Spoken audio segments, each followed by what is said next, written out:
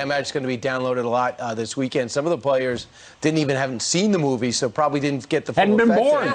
I know what. Remember the kid said yesterday, he said it came out in 87, 89. 89, and he said that's the year I was born. Right. Yeah, here is Kevin Costner.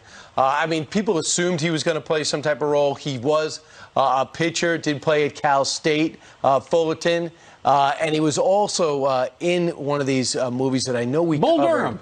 No, another when he was a pitcher with the Tigers. Wait. With Kelly Preston. For the Love of the Game. For the love of the game. Which you could tell movie. This guy's a baseball player. He's an athlete. Here's what he said before the game. When he said, "Is this heaven?" and they go, "No, it's Iowa." That's the line out of the movie. Just like, if you build it, they will come. And Major League Baseball spent $5 million to build it. And they came last night. And if anything this year, listen, that game last night was bigger than the World Series that I can remember in the longest time. It was just so much fun. It was for the love of the game again, which is what it's all about. That's right. It reminds me of what America used to be and what we hope it still remains. It's America's favorite pastime. It's a wonderful sport. And to see Kevin Costner. Well, the White Sox are perfect because it is Shoeless Joe Jackson, which this whole thing was based upon, and the fact that he's not in the Hall of Fame and that they accused him of cheating because he listened to the possible. He listened to gamblers who want him to throw the game, but there's no evidence by his stats that he ever threw the game. It's a controversy that's lasted to this day. So it is appropriate that the White Sox, who were banned, everybody there banned from baseball, came through those cornfields. There's a great movie about that called 8 Men Out, which I'll have to watch it. That'll be this weekend. As you're watching Field of Dreams, watch that one too. All right. Meanwhile, 5 minutes after the top of the hour, and we've got a Fox News alert. This morning, the Taliban has taken over 3 more Afghan capital cities. This is very scary. The militant group now controls more than 2/3 of the country, and its capital, Kabul, could be next. What an embarrassment to this nation. The U.S., Canada, and Britain now stepping in dramatically, sending thousands of troops back, no, not to fight, but to evacuate from the Afghan embassy as we beg them not to take the embassy. Do you believe this? But as soldiers head out, President Biden leaves for vacation. Indications are when they had these emergency meetings, he wasn't even there. He's going to Camp David today from his home to his home in Wilmington, Delaware. Unbelievable. So an Rear Admiral Kirby, who knows better, and General Austin, who certainly understands, if you want to get out of Afghanistan, this is not the way to leave. He's absolutely embarrassing the country and the military, and everything that he promised would not happen is happening. 14 provincial capitals are now gone in Taliban hands.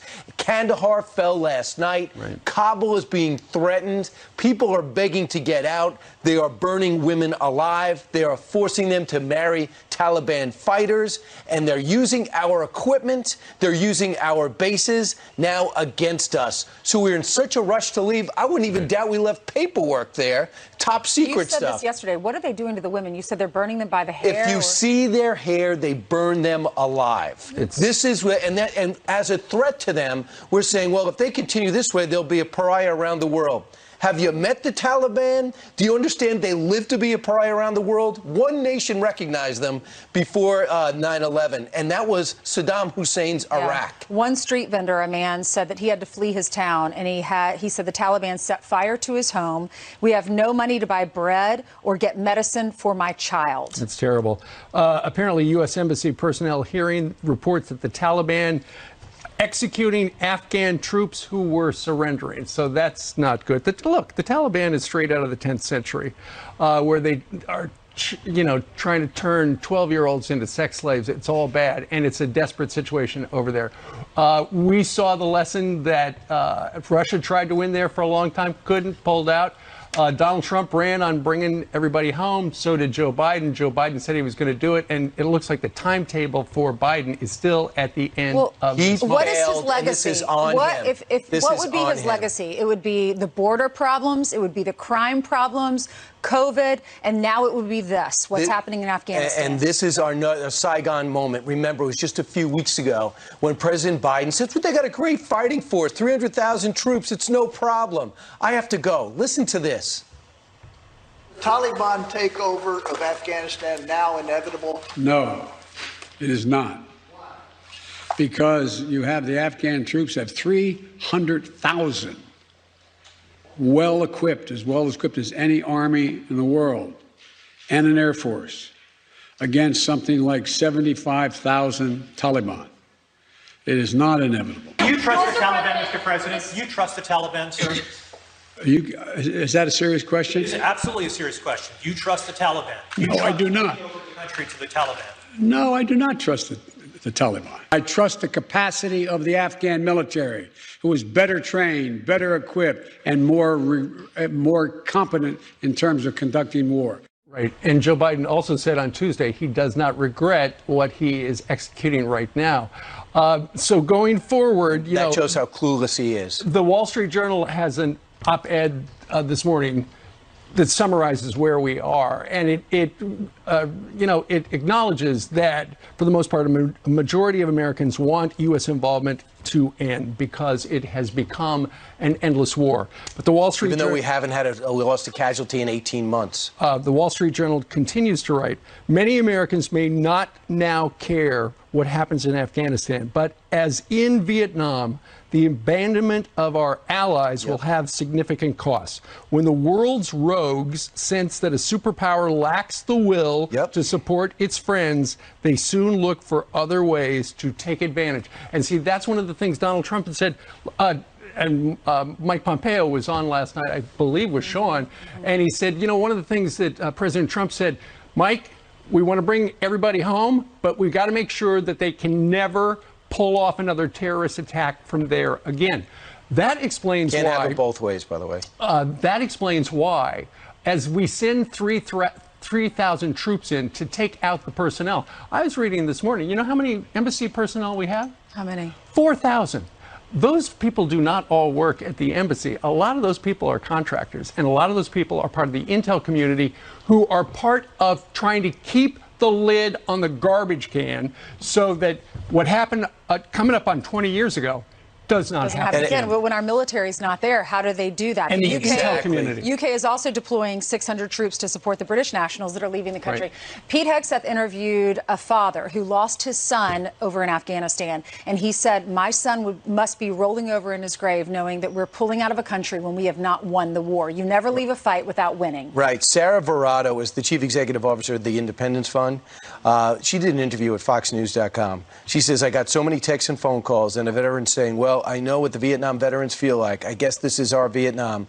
There's just a very defeated sense of what they've spent on many of them, more than a decade of back-to-back tours defending. Keep in mind also, they're emptying the prisons with Al-Qaeda and ISIS in them. As they pull into these major cities, they say, you have your freedom. Freedom to do what you only thing you've been trained to do, and that's blow up Westerners and kill innocent people. General Jack Keane will be coming up in a little while. Retired. He will hopefully, there is still a way, the way we took it the first time, to push them back. My hope is that Joe Biden, realizing this will be his lasting legacy, will listen to the CIA and maybe some military. And we never wanted to own the country. We wanted to give the country a chance to stand. They had women were in for 20 years, actually had a chance at education, at leadership. They had taken root. There were businesses coming up. It was hardly heaven. I get it. But to leave 2,500 troops, can you imagine if we didn't have troops in Japan or in South Korea today? What kind of influence we have in the region by our presence in the region? We have now decided to give that over to China, Russia, Iran. You feel good about that? I don't. I want to know what this means for the United States, and Jack Keane's going to be on. The whole idea is to keep that from being a breeding ground for terrorism. Correct. So let's hope Joe Biden's got a plan for that. He does not have a plan. He's on vacation. He has no plan. That's the one thing is clear. Meanwhile, straight ahead, they claimed the border was closed, but now the administration admitting border crossings have hit a 21-year high. And an Atlanta mother furious after she says her daughter's school was segregating classes by race in the name of equity.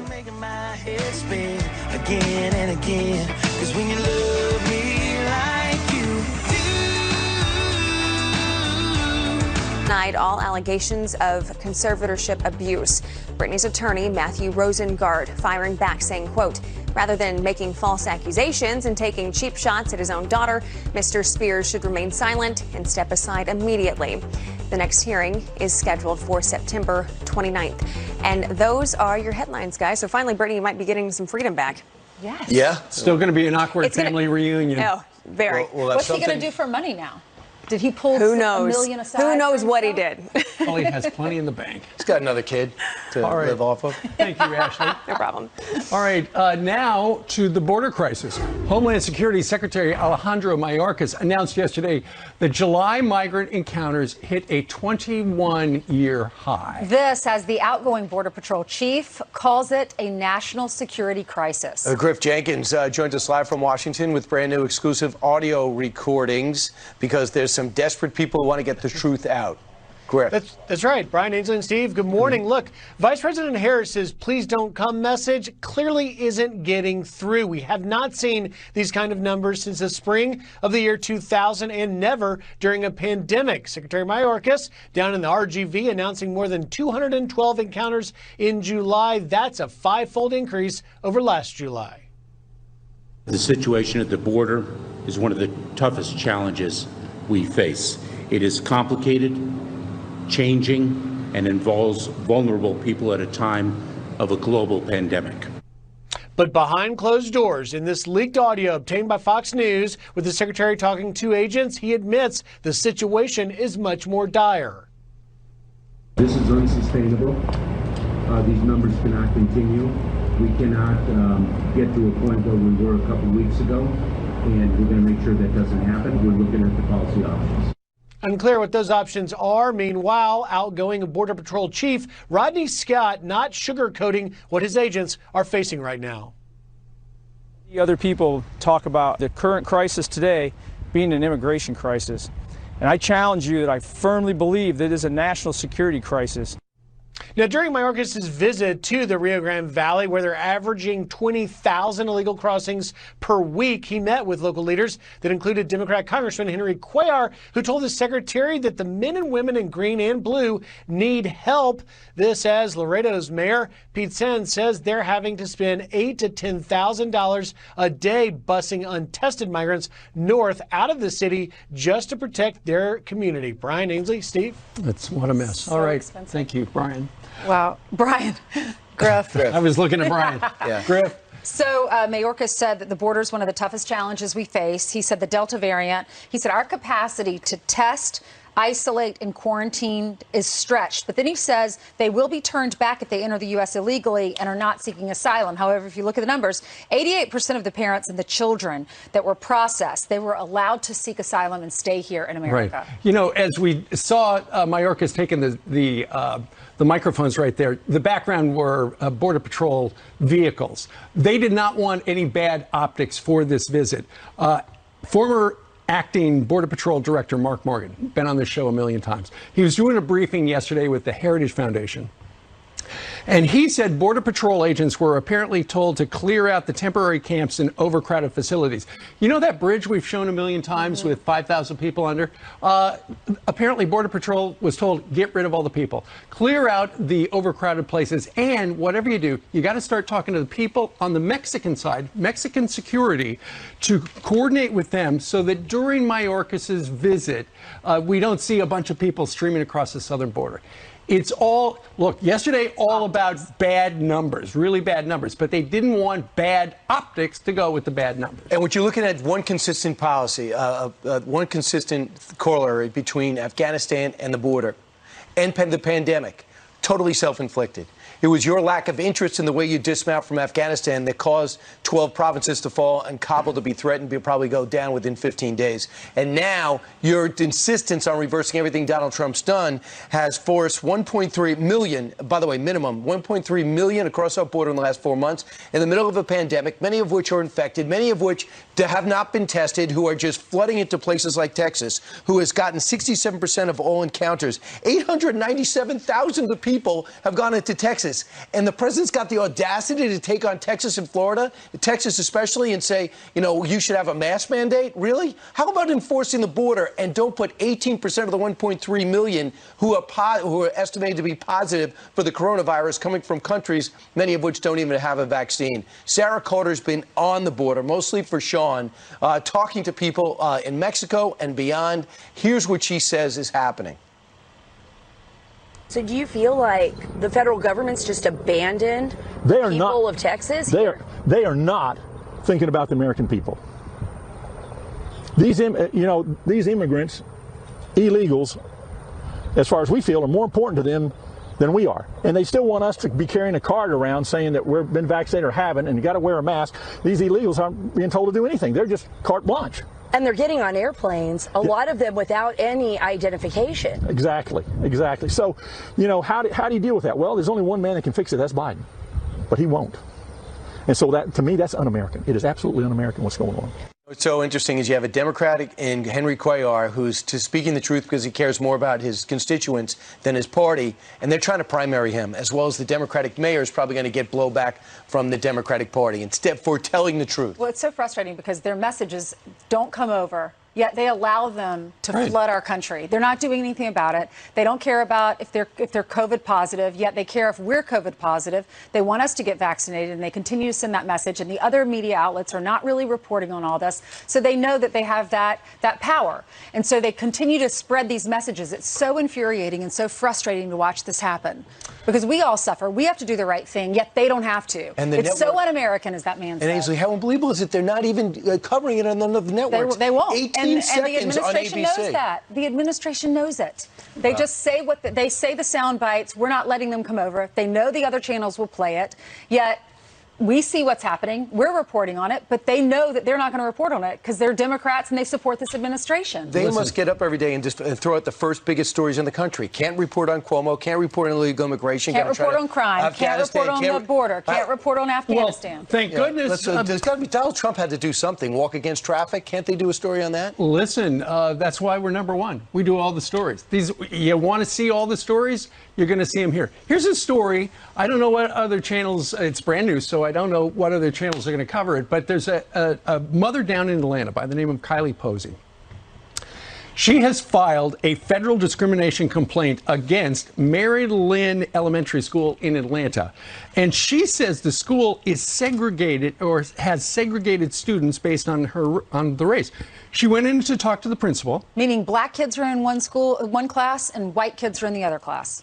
She went in to talk to a principal by the name of Sharon Briscoe. The principal, who is black, apparently put black students into 2 classes with 2 different teachers, while white students were put in 6 classes with 6 different teachers. And she found out about it when she called the principal's office and asked about putting her child into a different class because she thought she knew she'd heard about this other teacher, thought a better fit for my child. Here she is on primetime last night describing what she has learned was going on at her kid's school. I informed her of the teacher that was the best fit for my student, and that's when she informed me that if I placed her in that classroom that she would be by herself with no others that looked like her. And when I questioned it, she told me that that was not the black class. I was then confused, appalled that in 2020 we're talking about black classes and segregation. They did not place her in that classroom, but they did tell us it was months later by the time they had investigated and gone through the process and confirmed that the principal had, in fact, had this practice going on. Right. And Kylie apparently also recorded a conversation she had with an assistant principal who confirmed what the principal was doing to essentially have segregated classes in Atlanta, Georgia in 2021. If this is true, I can't believe this principal thought that was okay. The Civil Rights Act of 1964 prevents this. You're not allowed to segregate based on race. And you wonder, is it happening in other schools as well? Surely not. I mean, maybe. Did we know it was happening there? It could be happening elsewhere. Well, it's amazing the administration doesn't know half what's happening in their own curriculum with their own commands. Twice they were pointed out egregious problems with their mandates, and they said, we didn't even know they were there. We'll correct that. Meanwhile, the Atlanta Public Schools said this. Atlanta Public School does not condone the assigning of students to classrooms based on race. The district conducted a review of the allegations. Appropriate actions were taken. Oh, that's nice. To address the issue, and the matter was closed. Good. Problem solved. Well, the mom wants the principal and her administration she wants them out. Sure. Okay, so Atlantic Public Schools can say appropriate action was taken. What was the action? We have a right to know. Give us details. Fox News did reach out to Atlantic Public Schools and said, hey, what was the action? They have not yet responded. We'll keep you posted. Speaking of the schools, you remember the Loudoun County teacher who on Tuesday quit during an emotional school board meeting? Well, now she tells Fox News she has no regrets. And does she have a new job? You're going to find out. Coming up next, right here. During a Loudoun County School Board meeting, speaks out to Fox News. Laura Morris says she has no regrets quitting over the district's woke agenda. Take a listen. I don't feel at all diminished when people put action to their words. Actions speak louder than words, and that seems to be captivating people. So I'm excited to see what other actions people might be taking. Morris says she has already accepted a new teaching position at a private Christian school. And America's white population falls below 60% for the first time ever. That's according to the 2020 census data. It shows the white population went from more than 63% in 2010 to 57.8% in 2020, marking the lowest on record. The Hispanic population boomed this past decade, going from 16.3% in 2010 to 18.7% last year. And those are your headlines. Brian D., over to you. All right, thanks so much, Ashley. Joe Biden pleading with OPEC to boost oil production. Isn't that strange? As gas prices threaten the economic recovery he claims we're in. But the move sparking outrage here at home, and why not? As the White House ignores our own American oil manufacturers. We're the #1 in the world. The White House said this: although we are not a party to OPEC, the U.S. will always speak to international partners regarding issue of significance. We are engaging with relevant OPEC members on the importance of competitive markets and setting prices. Competitive energy markets will ensure reliable and stable energy supplies, and OPEC must do more to support the recovery. Here with his hand up saying, I can help, Chris Wright, CEO of Liberty Oilfield Services, and Brian Lynn. He's a third-generation oil and gas worker, and he is now to react. Brian, what's your reaction when the president reaches out to the masters of the Middle East? I think it's a blatant slap to the oil and gas industry in America.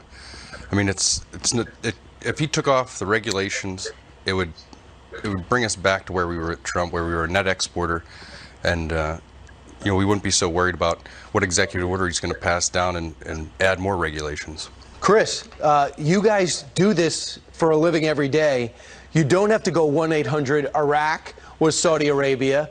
Could you guys help Americans now?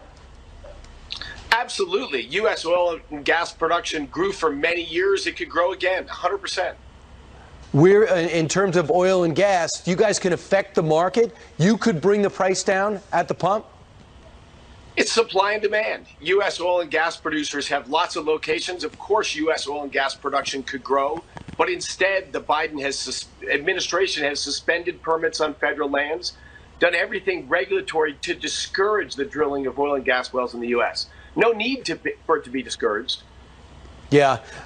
Brian, this must be especially galling, seeing the damage the president has done 2 days prior. The future is not going to be oil and gas.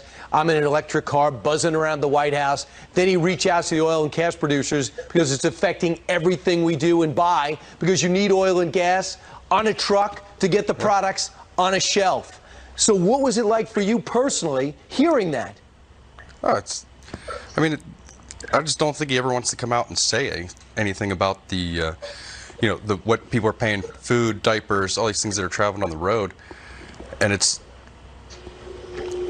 disheartening. The supply chain strains on just our business alone is tough. The steel prices are going up. So, he could help us out there. He could remove some tariffs, possibly bring back deregulating the oil and gas, open up the Keystone Pipeline, open up the federal lands for drilling and fracking. But he won't.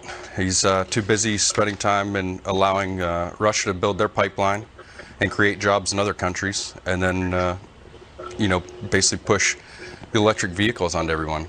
You have Bill Gates and Jeff Bezos backing a mining company for metals in Greenland, but he's not talking about that. It's not my backyard is, I think, Joe Biden's biggest policies. Yeah, I noticed that too. By the way, you're not exaggerating, Brian. He's actually doing that in Greenland. 6 million barrels a day OPEC is withholding, they say. Brian, first off, Chris, I should say, how much has he hurt you already? As gas is now $3.19 to $2.18, but how much has he hurt your industry already? And he's only been in the job 7 months. You look at chilling regulatory environment, a message you're not welcome here, a message that tax policy is going to change.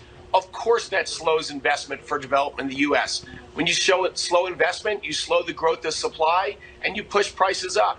Everything he's done of course, is going to raise the price of gas at the pump, is going to raise home heating prices. And it continues down this pathway. Of course, we should expect more of the same. Colleges are discouraging kids from getting into your industry. You have so many jobs to fill. Final thought real quick, Brian? On how to get kids back into oil and gas. Yeah, I mean, it's probably one of the best industries I've ever been around. I mean, it's high paying. It's not easy work. So, I mean, the people that are coming to work in the industry are those individuals that are here to stay and are proud to be American. I mean, if we can go back to being energy independent and keep America's sovereignty in our hands with our own energy production, I think it's a win-win. It's called a patriotic thing to do, by the way. And I was in Midland, Texas, and I see how much they hurt, and I see how many jobs remain. And he's vilified your profession. Not everyone feels that way. I think you should understand that. Chris Wright and Brian Lynn, thanks so much for speaking up. You put your hand up. We can help America. It's up for the president to call on you. I'm not optimistic he will, but I appreciate you being here. Hey, thanks for having me. You got it. Thanks, Brian. Thanks, Chris. Coming up straight ahead. Is one of the toughest challenges we face. It is complicated, changing, and involves vulnerable people at a time of a global pandemic. They've got Homeland Security Secretary Alejandro Mayorkas in Texas yesterday, acknowledging the depth of the border crisis as more than 212,000 migrants surged across the border in July. And that doesn't even count the ones who got away. Meanwhile, a new Fox News poll shows nearly half of all Hispanic voters surveyed disapprove of the president's handling on immigration. As the Republican Party looks ahead to the midterms in 2022, can their messaging on border security win over voters? Joining us right now is Libre Initiative President Daniel Garza. Daniel, good morning to you. Steve, good morning. It's always a pleasure talking to you. So what do you make of that number, that Fox News poll number, showing that with Hispanic Americans, Joe Biden is underwater on his immigration policy? Well, obviously, it should concern the Democrat Party. Look, I mean, coattails are important during a midterm election. And in this case, Biden may be helping to drag a lot of the candidates under, especially the moderates, because of the increasing impression by the Latino community that he is losing control on the economy, on immigration, especially the border, of course, on crime. And then there's just a massive worry, Steve, about inflation. 86% of Latinos are worried about the spiking of prices. In fact, 75% in your poll indicated that they have suffered hardship from shopping for groceries. There's a lot of people scraping their knees, praying that they're going to make it from one week to the next. That's going to hurt Democrats. Sure. And as we look at these images during a pandemic with, the numbers, the COVID numbers down in Mission, Texas, where you're at, are through the roof. And that's one of the impacts as well with the Hispanic community when they talk about Joe Biden and his approval about immigration. They don't like the fact that so many people with COVID are coming into the country unfiltered.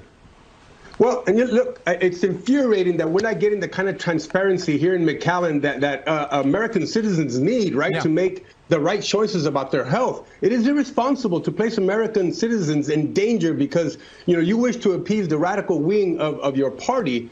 Look, Latinos are very flexible about, of course, having legal channels for folks to come in and be productive and contribute to America. But we also want secure borders, and we certainly don't want to be exposed to increase levels of contamination of the pandemic. Sure, and we heard from Border Patrol officials yesterday who said that they noted that with Border Patrol agents, something like 300 or 400 agents a day are out of work because they've come in contact with migrants who are coming into our country trying to find a better life, but they've got COVID. And so that knocks our Border Patrol effectiveness down because so many people are out because they've got to quarantine.